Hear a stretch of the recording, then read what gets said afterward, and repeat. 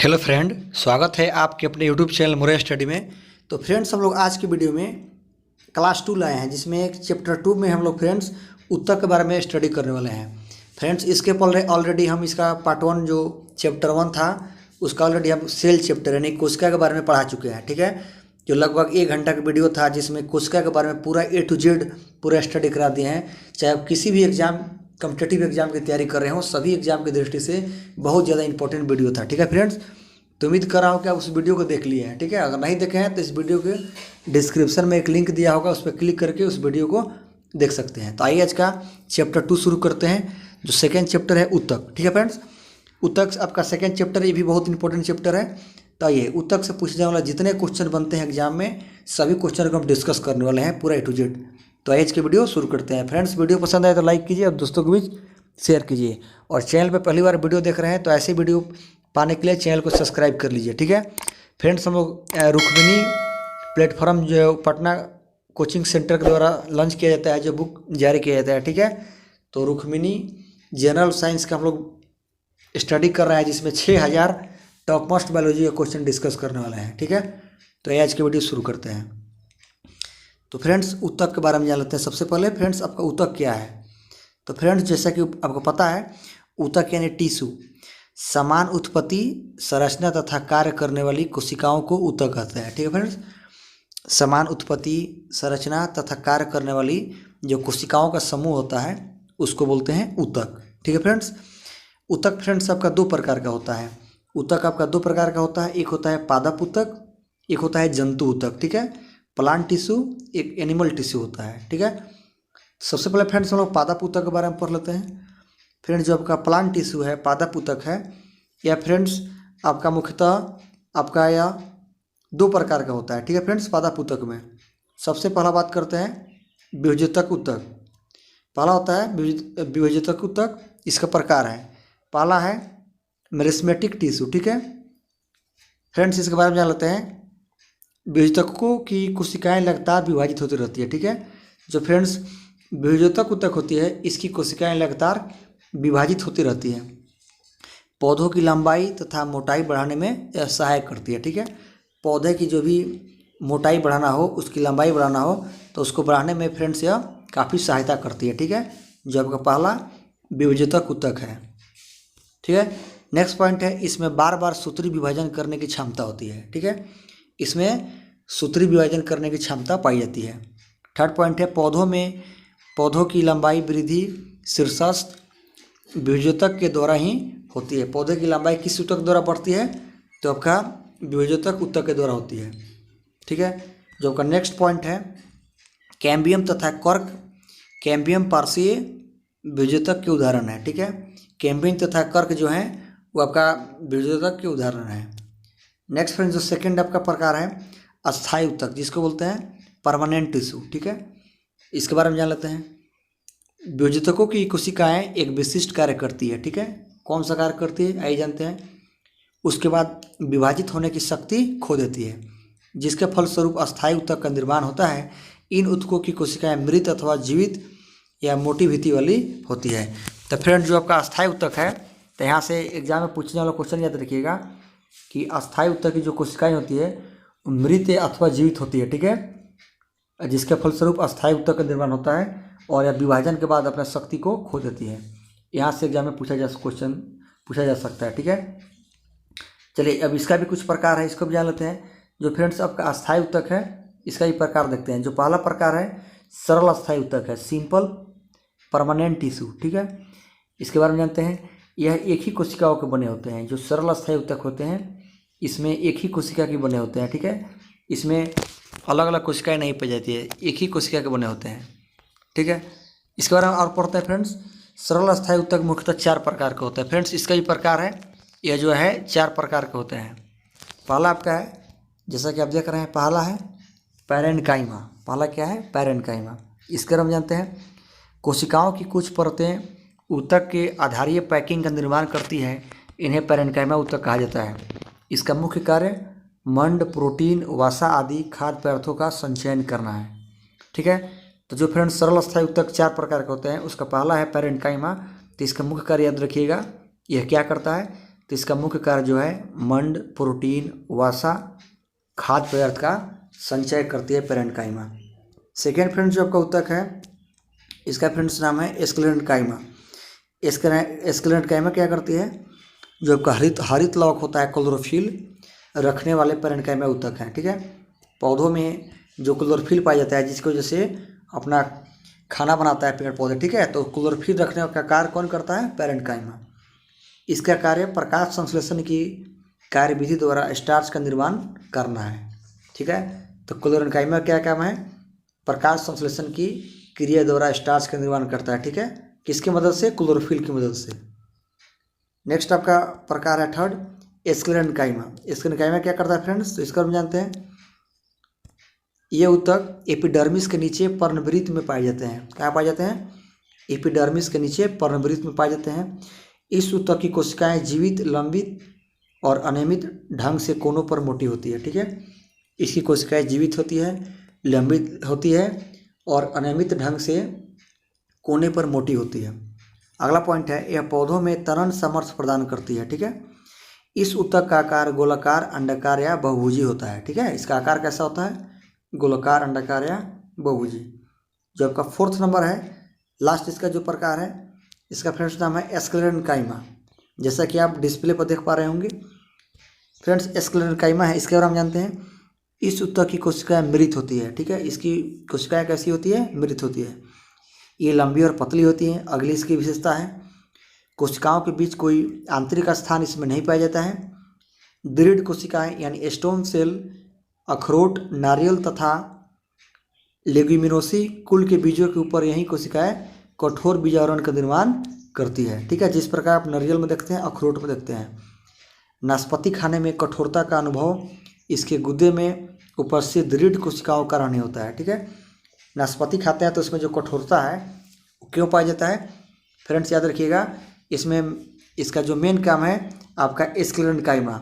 आप देखोगे नारियल खाते हैं, अखरोट खाते हैं तो फ्रेंड्स उसमें का जो दृढ़ कोशिकाएं हैं, अभी हाल ही में आपका रेलवे ग्रुप डी में क्वेश्चन फ्रेंड्स पूछा गया था कि जो नारियल का कोशिका है किसका बना होता है, तो याद रखिएगा स्क्लेरेन्काइमा का बनी होती है, जो एक मृत कोशिका होती है, ठीक है। याद रखिएगा नारियल, अखरोट इसका जो भी कोशिका है स्क्लेरेन्काइमा की बनी होती है, ठीक है, जो मृत होती है। आपका हाल में group D, railway group D में पूछा था क्वेश्चन, ठीक है। बहुत इंपॉर्टेंट वीडियो फ्रेंड्स, इसको देख लेते फ्रेंड्स, एग्जाम में कोई भी क्वेश्चन आपसे मिस नहीं होगा, ठीक है। ऊतक से कोई भी क्वेश्चन आ जाए। चलिए नेक्स्ट फ्रेंड्स इसका बात करते हैं। सजीव यांत्रिक ऊतक की संज्ञा स्थूल कोण ऊतक को दी जाती है, ठीक है। आपको यहाँ तक बता दिए। नेक्स्ट फ्रेंड्स अगला पढ़ते हैं सुरक्षात्मक ऊतक क्या है। प्रोटेक्टिव टिश्यू फ्रेंड्स क्या होता है, यही जान लेते हैं इसके बारे में। तो फ्रेंड्स इसके अंतर्गत बाह्य त्वचा तथा अधिचर्म, एपिडर्मिस तथा कॉर्क आते हैं। इसके अंतर्गत क्या आते हैं, जो भी बाह्य त्वचा है, अधिचर्म है और कॉर्क आते हैं। नेक्स्ट है स्टोमेटा। स्टोमेटा की बात करते हैं। इसमें छोटे छोटे रंध्रों, पोर्स की उपस्थिति के कारण पत्ती की बाह्य त्वचा कुछ स्थानों पर सतत नहीं होती है। स्टोमेटा होता है फ्रेंड्स, इसी से पेड़ पौधे श्वसन क्रिया करते हैं। इस पर छोटे छोटे रंध्र पाए जाते हैं जिसकी उपस्थिति के कारण पत्तों की बाह्य त्वचा जो होती है कुछ स्थान पर सतत नहीं होती है, ठीक है। चलिए अब स्टोमेटा में भी कुछ अलग अलग इसमें काइंड है, इसके बारे में जानते हैं। इसमें अगला है जटिल अस्थायी ऊतक, ठीक है। हम लोग पहला अस्थायी ऊतक पढ़ लिए, अब सेकेंड पढ़ते हैं जटिल अस्थायी ऊतक फ्रेंड्स क्या है। कॉम्प्लेक्स परमानेंट टिश्यू, इसके बारे में जान लेते हैं। तो फ्रेंड्स यह ऊतक एक में अधिक प्रकार की कोशिकाओं से मिलकर बनी होती है, यानी फ्रेंड्स सॉरी यहाँ से होगा, ठीक है। यह ऊतक एक से अधिक प्रकार की कोशिकाओं से बनी होती है, ठीक है, याद रखिएगा। यहाँ टाइपिंग मिस्टेक है। ये सभी एक साथ मिलकर एक इकाई की तरह कार्य करती है। जाइलम और फ्लोएम इसी प्रकार के जटिल ऊतक के उदाहरण हैं। तो फ्रेंड्स एग्जाम पूछ सकता है कि जाइलम और फ्लोएम किस प्रकार के ऊतक हैं, तो ये एक जटिल ऊतक है, ठीक है। नेक्स्ट पॉइंट है, इसे संवहन ऊतक भी कहा जाता है, यानी जाइलम फ्लोएम को संवहन ऊतक भी कहा जाता है। अब चलते हैं जाइलम के बारे में जानते हैं, ठीक है। जाइलम बहुत इंपॉर्टेंट टॉपिक है, इसको याद रखिएगा। आइए जाइलम के बारे में पढ़ते हैं। यह संवहन ऊतक है फ्रेंड्स, इसको जल संवाहक ऊतक भी कहा जाता है तथा यह जल का संवहन पौधे के शीर्ष भाग तक करता है, यानी पौधों में जल पहुंचाता है जाइलम। ठीक है, जाइलम ऊतक फ्रेंड्स 4 प्रकार की कोशिकाओं से बना होता है। पहला है वाहिनिकाएं ट्रेकिड्स, दूसरा होता है वाहिका वेसल्स, तीसरा होता है दारू मृदुतक जाइलम पेरेन्काइमा, चौथा होता है दारू दृढ़ोतक जाइलम स्क्लेरेन्काइमा। ठीक है, तो याद रखिएगा जाइलम ऊतक 4 प्रकार की कोशिकाओं से बना होता है, वाहिनिका, वाहिका, दारू मृदुतक और दारू दृढ़ोतक। ठीक है, चलिए अब चलते हैं फ्लोएम के बारे में पढ़ते हैं। फ्लोएम फ्रेंड्स जो है यह भी एक संवहन ऊतक भी है, यह भी एक संवहन ऊतक है। ठीक है, यह पौधों में निर्मित खाद्य पदार्थों को पौधों के विभिन्न भागों में पहुंचाता है। फ्रेंड्स याद रखिएगा जो जाइलम ऊतक है वो पौधों में जल को पहुंचाता है और जो फ्लोएम है वो खाद्य पदार्थों का परिवहन नीचे से ऊपर द्विदिशीय में करता है, दोनों दिशा में। ठीक है, नेक्स्ट है फ्लोएम जो होता है ये भी 4 प्रकार के ऊतक से बना होता है, कोशिका से बना होता है। पहला है चालनी नलिकाएं यानी साइड ट्यूब, दूसरा है सहचर कोशिकाएं कंपेनियन सेल, थर्ड है पोषवाह मृदुतक फ्लोएम पेरेन्काइमा और फोर्थ है पोषवाह तंतु फ्लोएम फाइबर्स। ठीक है, तो ये 4 प्रकार के ये भी तंतु से बना होता है। ठीक है, याद रखिएगा। नेक्स्ट फ्रेंड्स पढ़ते हैं भूमिगत तना अनेक प्रकार के होते हैं। जो जमीन के अंदर तना होते हैं वो अनेक प्रकार के होते हैं। जैसे में कंद का बात करेंगे, ट्यूबर की बात करते हैं तो आलू। तो फ्रेंड्स आलू क्या है, तो एक तना है। ठीक है, तना का प्रकार है आलू। ठीक है, जो कंद में आता है ट्यूबर।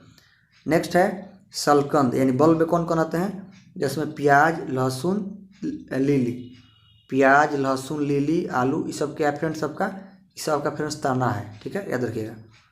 नेक्स्ट है धनकंद जैसे बांडा अरबी जिमीकंद केसर। फ्रेंड्स एग्जाम में हर एक एग्जाम फ्रेंड्स पूछा गया है। ठीक है, बिहार पुलिस आपका रेलवे एसएससी एनडीए सीडीएस जितना भी कॉम्पिटिटिव एग्जाम है सभी एग्जाम फ्रेंड्स पूछा गया है कि आलू का हम लोग क्या खाते हैं। आलू क्या है, तो एक जड़, आलू क्या है, एक तना है। प्याज लहसुन लीली सब आपका क्या है, तना है। ठीक है, धनकंद में बांडा अरबी जिमीकंद केसर आपका सब तना है। परकंद फ्रेंड्स क्या क्या आता है, तो इसमें हल्दी अदरक। ठीक है, ये परकंद के अंतर्गत आते हैं। ठीक है, चलिए अब चलते हैं अगले पॉइंट पे, वीडियो के अगले पॉइंट पे चलते हैं, नेक्स्ट पॉइंट पे। चलिए हम लोग यहाँ तक पढ़ लिए, अब चलिए अगले स्लाइड पे चलते हैं। फ्रेंड्स अगले जो स्लाइड है इसमें फ्रेंड्स हम लोग देखेंगे अर्धवायवीय रूपांतरित तना। अर्धवायवीय रूपांतरित तना में जानेंगे ऊपरी भूस्तरीय के बारे में पहले जान लेते हैं। ठीक है, अर्धवायवीय रूपांतरित तना में ऊपरी भूस्तरीय रनर में जैसे में ब्राह्मणी ब्यूटी दूब घास जो भी हम लोग घास होता है आपका अर्धवायवीय रूपांतरित तना है। ठीक है, जिसका आधा भाग भीतर आता है आधा बाहर आता है। नेक्स्ट है एस्टोलॉन जैसे अरबी स्ट्रॉबेरी। ठीक है, इसके बाद नेक्स्ट है भूस्तारी है ऑफसेट जैसे जलकुंभी पिस्टिया। नेक्स्ट है अंतःभूस्तारी जैसे सेवंती गुलदाउदी।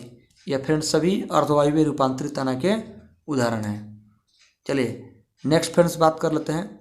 नेक्स्ट बात है वायवीय रूपांतरित तना। जो वायवीय रूपांतरित तना में कौन कौन आते हैं फ्रेंड्स, तो इसमें जान लेते हैं। वायवीय रूपांतरित तना में फ्रेंड्स पहला आता है स्तंभ प्रतान स्टेम टेंड्रिल जैसे अंगूर कुकारबिटा। ठीक है, ये फ्रेंड्स किस में आते हैं, वायवीय रूपांतरित तना में आते हैं। नेक्स्ट है स्थूल शूल स्टेम थॉर्न में आते हैं, नींबू बेर ये स्थूल शूल में आते हैं। नेक्स्ट है प्रणाब स्तंभ में, इसमें आते हैं जैसे नागफनी कैक्टई। जो कैक्टस होता है नागफनी होता है, जिसको हम लोग छिपरिया काट के भी नाम से जानते हैं। ठीक है, ये खास तौर पे यूपी बिहार में इसको जाना जाता है। नेक्स्ट है पर्ण परकालिका बल्बिस, इसमें आता है लहसुन रतालू अनानास। ठीक है, इसमें पर्ण परकालिका में आता है। फ्रेंड्स आपको वीडियो अच्छा लग रहा हो तो वीडियो के बारे में कमेंट जरूर करके बताइएगा वीडियो आपको कैसा लगा। ठीक है, कमेंट कीजिए, जिससे पता चलेगा कि हाँ आपको वीडियो पसंद आ रहा है। तब इसके बाद हम फिर इसका अगला लेक्चर 3 लाएंगे। ठीक है, बहुत जल्द लाइक कमेंट करके दोस्तों को भी शेयर जरूर कीजिएगा। ठीक है, नेक्स्ट आपका पॉइंट है जंतु ऊतक के बारे में पढ़ते हैं। ठीक है, किसके बारे में पढ़ते हैं, जंतु ऊतक के बारे में पढ़ते हैं, एनिमल टिश्यू। फ्रेंड्स आपका कार्य के आधार पर जंतु ऊतक 4 प्रकार के होते हैं। कार्य के आधार पर देखा जाए तो जंतु ऊतक 4 प्रकार के होते हैं। ठीक है, पहला जो ऊतक है उपकला ऊतक एपिथेलियल टिश्यू। उपकला ऊतक क्या है, तो ये जंतु की बाहरी सतह तथा आंतरिक गुहाओं का आवरण बनाते हैं। जंतु की बाहरी सतह और आंतरिक गुहाओं का आवरण बनाते हैं। ठीक है, नेक्स्ट है अब इसके बारे में कुछ इसका विशेषता जानते हैं। ये विभिन्न आकृति तथा माप के होते हैं, इनके जो साइज होता है अलग अलग पाया जाता है। ठीक है, रक्त वाहिनियों की आंतरिक सतह, लेस्का वाहिनियों, हृदय आवरण, peritoneum, pleura Bowman capsule, Henle loop तथा फेफड़ों की एल्वियोलाई सरल साल्की उपकला ऊतक से बना होता है। ठीक है, तो फ्रेंड्स याद रखिएगा कि जो आपका हृदय आवरण है, परीक्षा में पूछ सकता है कि हृदय आवरण किस ऊतक का बना होता है, तो उपकला ऊतक का बना होता है। ठीक है, चाहे आपका हेनले लूप है, प्लूरला है, बोमेन कैप्सूल है, ठीक है, फेफड़ा का ऊतक है, इस सब का उपकला ऊतक का बना होता है एपिथेलियल टिश्यू का। नेक्स्ट आपका फ्रेंड्स है कनेक्टिव टिश्यू। ठीक है, स्नायुजी ऊतक के बारे में जानते हैं। इसकी कोशिकाएं आपस में कम जुड़ी होती है। यह अंतरकोशीय अधात्री में धसी होती है। ठीक है, यह धसी कोशिका होती है। यह अधात्री जैसे तरल, समघन या कठोर हो सकती है। कैसी हो सकती है? तरल या कठोर हो सकती है। अंगों में विभिन्न ऊतकों को परस्पर संयोजित रखना इसका मुख्य कार्य है। नेक्स्ट है कुछ स्नायुजी ऊतक वसा का संचय करते हैं, जैसे एडिपोज, या कुछ स्नायुजी ऊतक है जो वसा का संचयन करते हैं।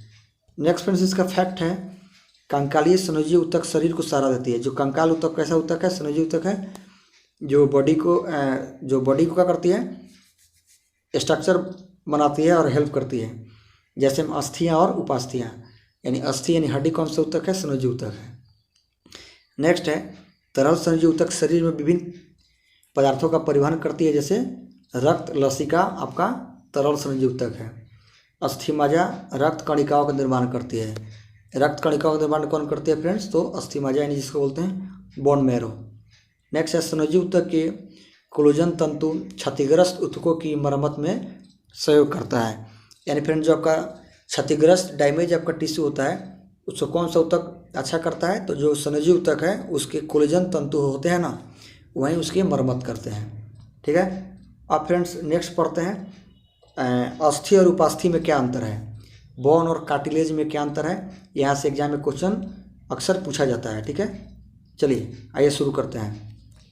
तो फ्रेंड्स एक साइड आपका अस्थि है, एक तरफ उपास्थि है, यानी बोन और कार्टिलेज। अस्थि की बात करते हैं तो ये दृढ़ होते हैं। हड्डी कैसे होते हैं फ्रेंड्स? दृढ़ होते हैं, बहुत मजबूत होते हैं। ठीक है, अस्थि की बात करते हैं, ये दृढ़ होते हैं। और जो फ्रेंड्स उपास्थि होते हैं यह लचीलापन इसमें पाया जाता है। अस्थि आपका दृढ़ होता है और उपास्थि कैसा होता है? लचीलापन होता है। नेक्स्ट का बात करते हैं दृढ़ता कैल्शियम की मौजूदगी के कारण होती है। फ्रेंड जो अस्थि होती है इसमें कठोरता क्यों पाई जाती है? क्योंकि इसमें कैल्शियम मौजूद होता है।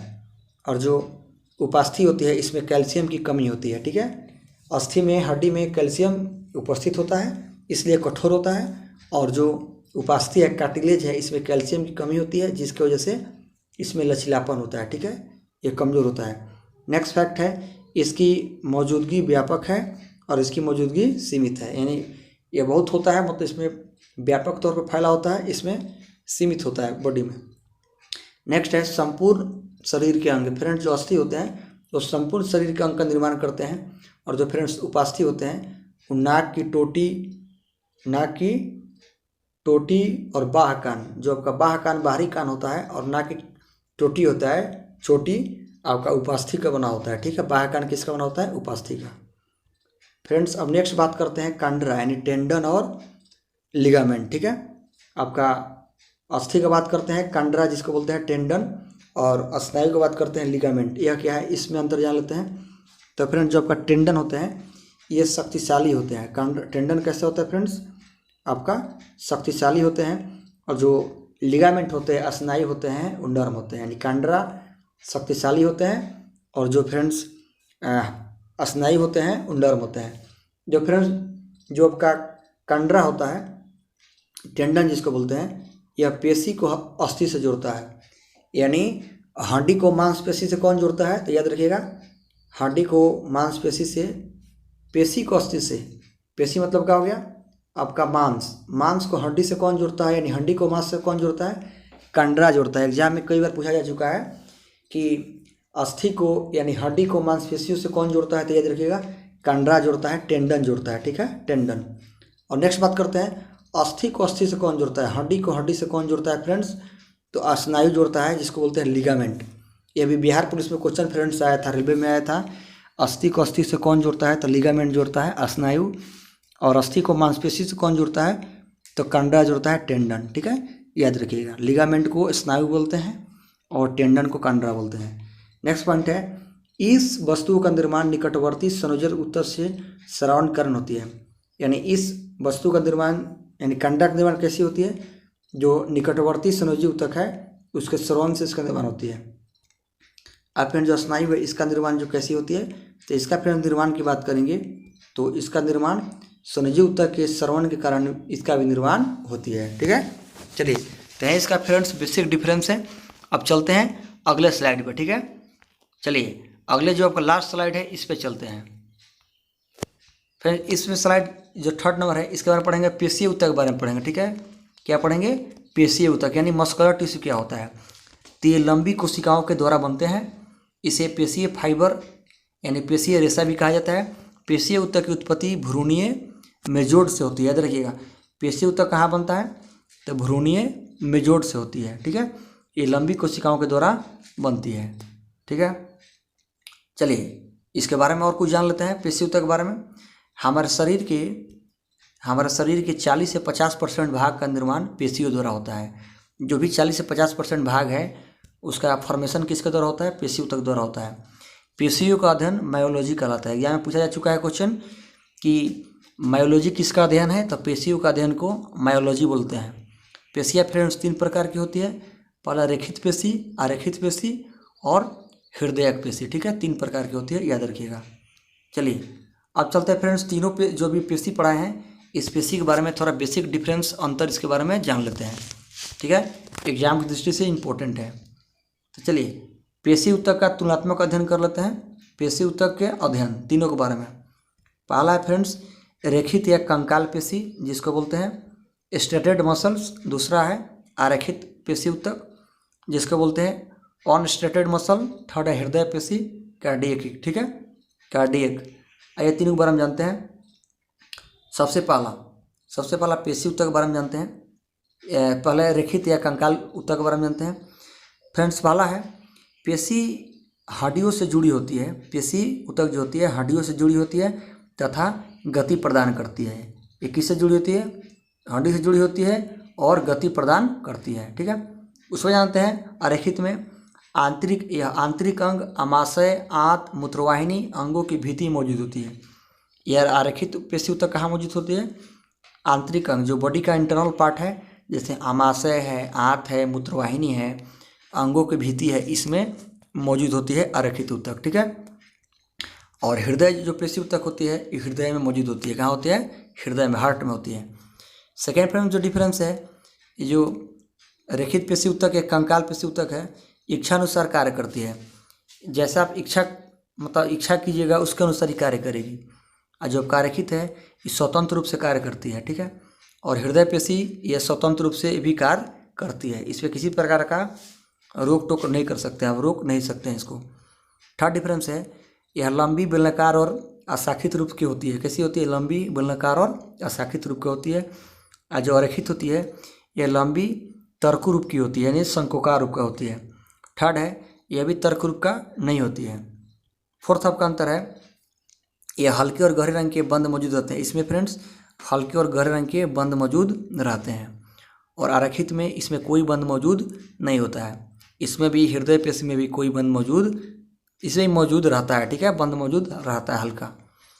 जो पांचवा अंतर है आपका, इसमें असंख्य केंद्रक पेशी के बाहरी सतह पर रहते हैं। इसमें असंख्य केंद्रीय पेशी बाहरी सतह पर रहते हैं और इसमें सिर्फ एक केंद्रक मध्य भाग में रहता है। ठीक है, इसमें कहाँ रहता है? मध्य भाग में।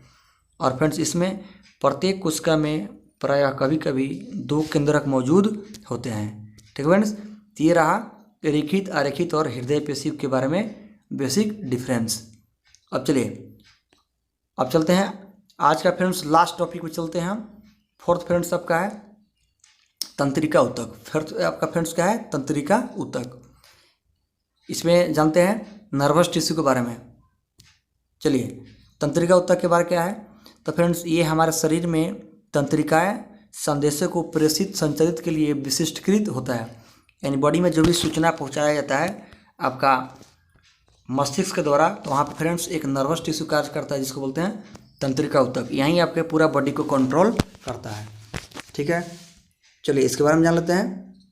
जैसे मस्तिष्क, मेरुरज्जु, तंत्रिकाएं सभी ऊतकों की बनी होती है। ठीक है, मस्तिष्क, मेरुरज्जु तंत्रिकाएं सभी ऊतक की बनी होती है। न्यूरॉन तंत्रिका ऊतक की इकाई है। एग्जाम में पूछा जा चुका है क्वेश्चन कि तंत्रिका ऊतक की इकाई कौन है फ्रेंड्स, तो न्यूरॉन है फ्रेंड्स। आज का लेक्चर 2 यहीं पे फिनिश होता है फ्रेंड्स। थर्ड लेक्चर में हम लोग बायोडाइवर्सिटी यानी जीवों में जैविक विविधता, जैव विविधता के बारे में पढ़ेंगे। जीवों में किस प्रकार विविधता हुआ है, किस प्रकार जीव विभिन्न प्रकार के स्पीसीज, विभिन्न प्रकार के वर्ग में बटे हैं, उसके बारे में फ्रेंड्स। प्रोटिस्टा, बहुत सारा जगत है, उसके बारे में हम लोग नेक्स्ट पढ़ेंगे वीडियो पार्ट में, वीडियो लेक्चर में नेक्स्ट पढ़ेंगे थर्ड में। तो फ्रेंड्स उम्मीद कर रहा हूँ कि जो आपका लेक्चर 2 है आपको पसंद आया होगा। फ्रेंड्स वीडियो पसंद आया तो लाइक कीजिए, दोस्तों के बीच इसको शेयर जरूर कर दीजिएगा। ठीक है, और इसका पार्ट 1 वीडियो आप नहीं देखे हैं, जो आपका ऊतक का, आपका पहला ऊतक का तो हो गया, जो आपका कोशिका था उसका नहीं देखे हैं तो इस वीडियो के डिस्क्रिप्शन में लिंक मिल जाएगा, वहाँ से इसको देख सकते हैं। वीडियो पसंद आया लाइक कीजिए, दोस्तों के बीच शेयर कीजिए। चैनल पर नए हैं तो ऐसे ही वीडियो पाने के लिए चैनल सब्सक्राइब कर लीजिए, जो बिल्कुल फ्री है। और इसके जितना भी वीडियो आएगा पूरा, जितना भी आपका रुक्मिणी प्रकाशन का पूरा चैप्टर है पूरा फिनिश कर देंगे। आप वीडियो के माध्यम से घर बैठे तैयारी कर सकते हैं। ठीक है, मिलते हैं नेक्स्ट वीडियो में, तब तक जय हिंद।